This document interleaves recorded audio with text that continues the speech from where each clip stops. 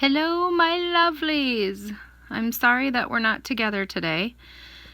However, I didn't want you to fall behind, so I've prepared this little PowerPoint presentation for you so it'll feel like we're together. Should give you all the warm fuzzies that you feel each week when you come to class. We're going to be looking specifically at Frankenstein chapters 11 to 14, which is your reading assignment. And this is the monsters or the creature, that's what I'll refer to him as, the creature's story. And boy, it's a doozy.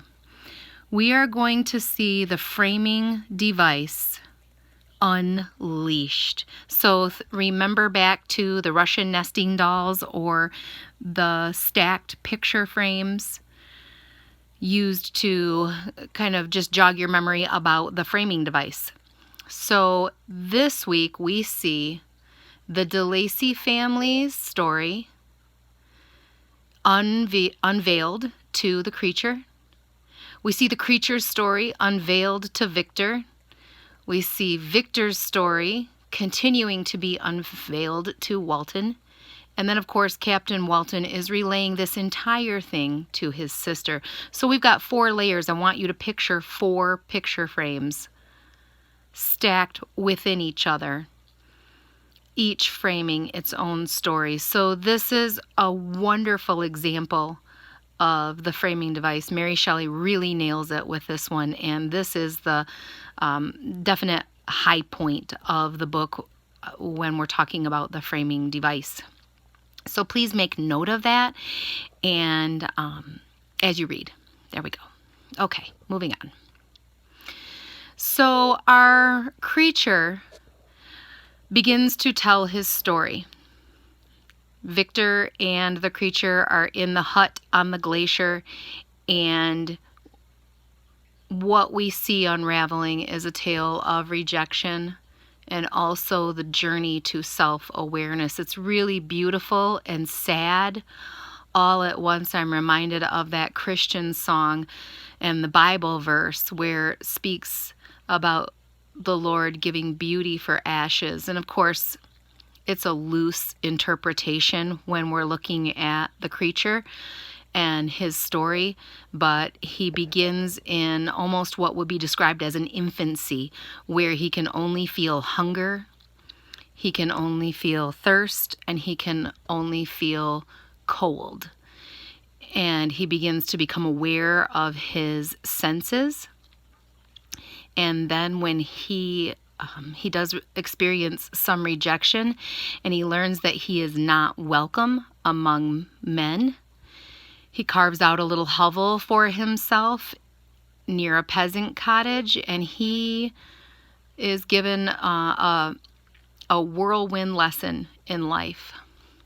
So the creature learns to speak, read, and write.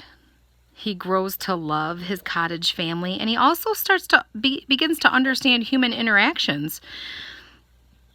And this leads him to the realization that he is destined to be alone.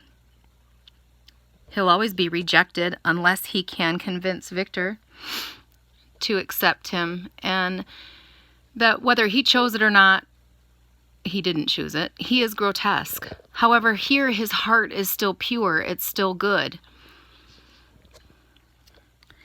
And he hopes to convince Victor to love him and accept him. If he's unable to do this, then he vows to turn to the dark side. All right, that was my Darth Vader impersonation, just to help you feel as if we're together. All right, let's move on. Paradise Lost by John Milton is one of the chief texts that Mary Shelley refers to many times in this book. And so I would imagine when this book was first published in 1813, she imagined that anyone who read her tale would be familiar with Paradise Lost. It's actually 10 volumes and tells the story of the fall of man in a fictional way. And we see our monster, as he unveils all of this to Victor, believes this story to be true. He sees the validity in the written word, which is why he copies some of the letters that Felix is introduced to. and he sees that it's very important to prove what one is saying. So what I want you to do is I want you to click on this link, and I want you to watch this whole little cartoon. You're gonna love it, I promise. Super spectacular and fabulous and informative. And it will also help you understand what you need to know about the references with Frankenstein and Paradise Lost. All right. For your grammar this week, I want you to complete week